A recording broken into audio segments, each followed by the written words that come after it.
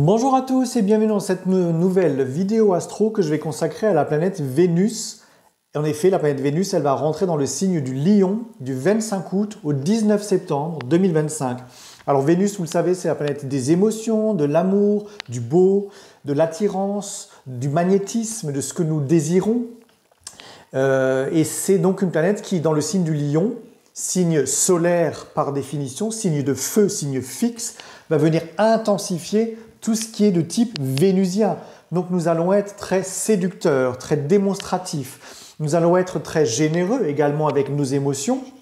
Et c'est un placement qui est plutôt chanceux, qui est plutôt chaleureux, qui est expressif, parfois un peu extravagant évidemment, puisque Vénus en Lion, elle veut être vue, elle veut être présente, elle est même très présente.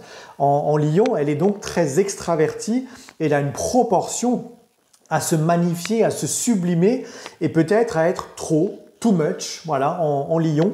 En tout cas, les émotions dans le signe du Lion, elles sont belles, elles sont généreuses, elles sont intenses. Les gens qui sont en train de tomber amoureux, ça va être une période formidable parce que ça rapproche les émotions, ça rapproche les cœurs et ça rapproche les corps aussi, puisque Vénus, c'est quand même la sensualité. Eh bien, on a une espèce d'intensification comme ça de tous ces axes vénusiens, effectivement, par définition. Et puis Vénus, c'est également la valorisation personnelle. C'est la capacité à se gratifier, à se valoriser personnellement, à exister. Et puis, peut-être aussi, par moments, à s'imaginer être au-delà des choses, des autres peut-être.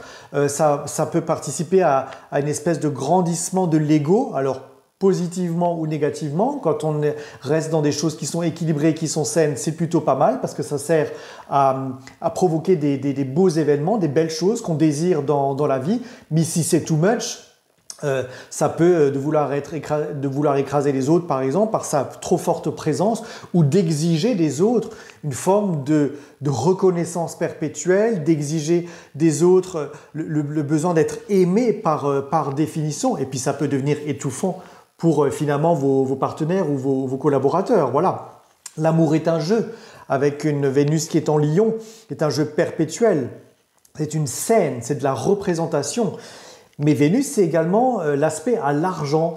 Et donc, la validation, le besoin d'adorer, le besoin d'être fier de ce qu'on accomplit est également une donnée importante là-dedans. Donc, on sera capable également d'attirer à soi des très grandes chances, matériellement parlant, ou de conclure de très belles associations, de très beaux partenariats, par exemple, pour grandir peut-être matériellement également là-dedans.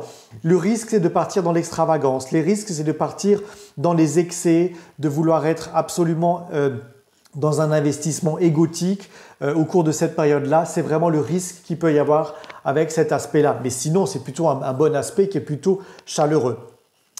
Par définition. Sauf que cette année, Vénus, en rentrant dans le signe du Lion, elle fait tout de suite un aspect à Uranus, qui est un sextile.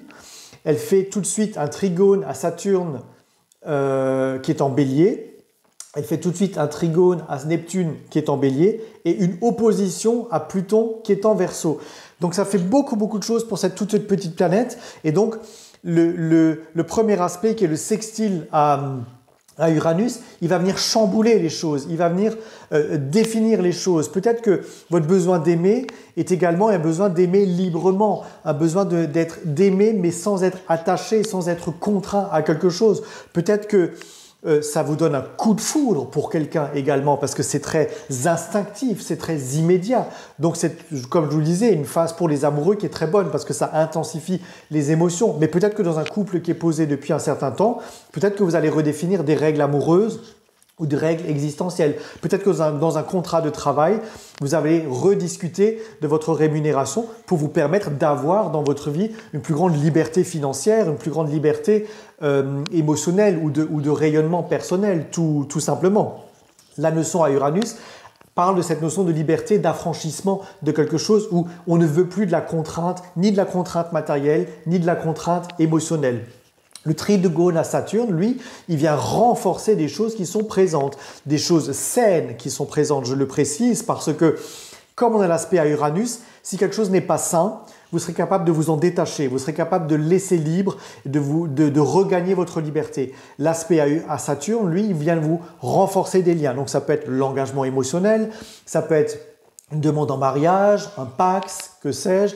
Ça peut être également la signature d'actes authentiques dans des contextes de négociation immobilière, dans des contextes de négociation bancaire, financier, tout simplement. C'est également le renforcement des liens qui sont présents. C'est exprimer des fortes émotions, partager des fortes émotions. Alors, ça peut être des belles émotions, comme je le dis, mais ça peut aussi être des émotions plus difficiles, plus négatives, plus nostalgiques, on se souvient de quelqu'un, peut-être que vous perdez quelqu'un autour de cette période-là, et ça va faire remonter des très très grandes vagues émotionnelles, plutôt de tristesse à ce moment-là.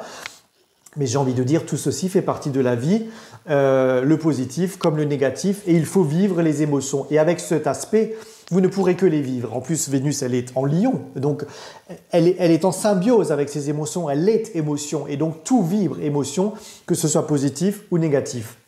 L'aspect à Saturne renforce quand même les choses de façon intérieure et permet donc une croissance, une maturation, une compréhension des émotions. Et même si vous vivez quelque chose de très difficile dès le début de la rentrée de Vénus en Lion, le 25-26 août, même si vous vivez quelque chose de difficile, ce sera le terreau de votre construction émotionnelle future, parce que toute expérience nous construit.